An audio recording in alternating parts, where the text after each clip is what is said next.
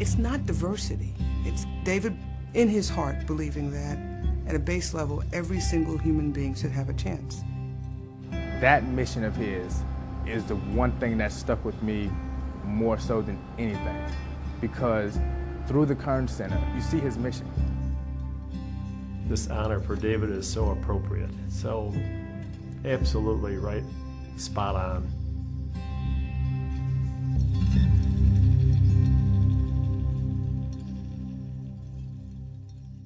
When you first meet David Kearns, you say, he's the chairman and CEO of a company, because back then there was a certain grandeur to the role. David would help and talk with anyone. David doesn't put on airs. He's a humble man, but he's also a fearless man. He had to be to run a corporation and take on a great challenge like America's public schools. David Kearns has never run from a fight. As a matter of fact, he started one or two, all for the good of the community and the good of his company. When he took Xerox from a bad place to winning the Malcolm Baldrige Award for quality, that helped David to understand the value of education. Visiting Japan, David had the foresight to see how crucial education would be for America's future in the global economy. He left corporate America to go into public service, to go serve. His friends told him not to do it. This was 1991. Here he was, the CEO of Xerox. He was at the peak of his leadership in education. I called him personally more than once, and I'm not afraid to say I leaned on him pretty hard. I said, your country needs you.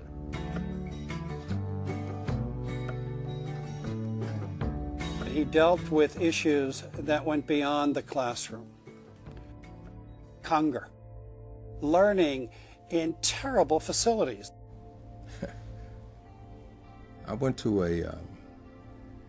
an old segregated, dilapidated, overcrowded, double-sessioned high school. I used a plain geometry book in 1951 that had been used by a white student in 1935. They were not giving young, bright people the opportunities that they needed to make the state a successful entity. Just dumb.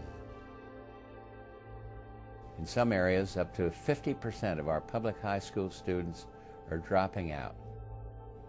We have to level a playing field for all students. David didn't believe in just throwing money or technology at a problem. He made himself personally accountable for getting results.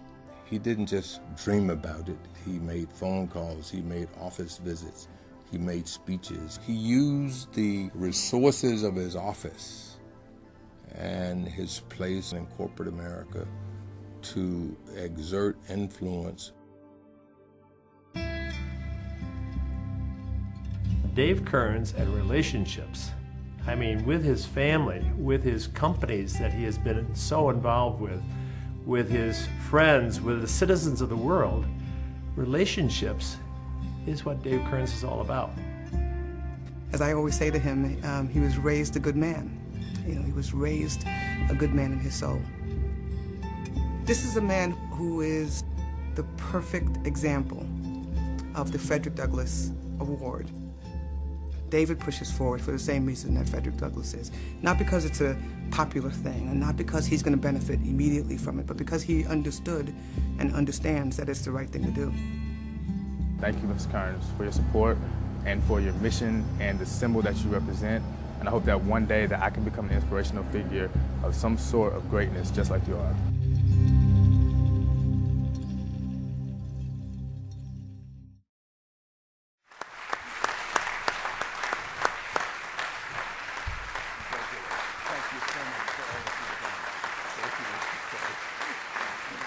I've been asked if I would say a few words, and my bride, Shirley's right here with me, for several reasons.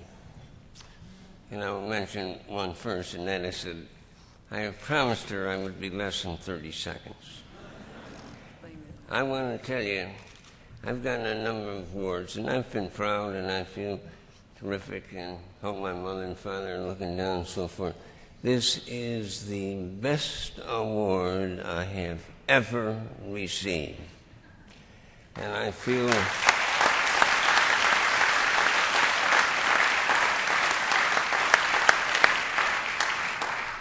I am tied to the university.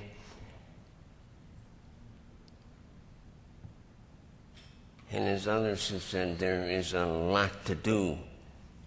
However, being involved in this has made me feel good. And being involved with the university and continuing to be makes me feel terrific.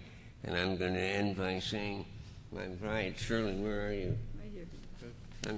I'm in love with you. Thank you for telling the world.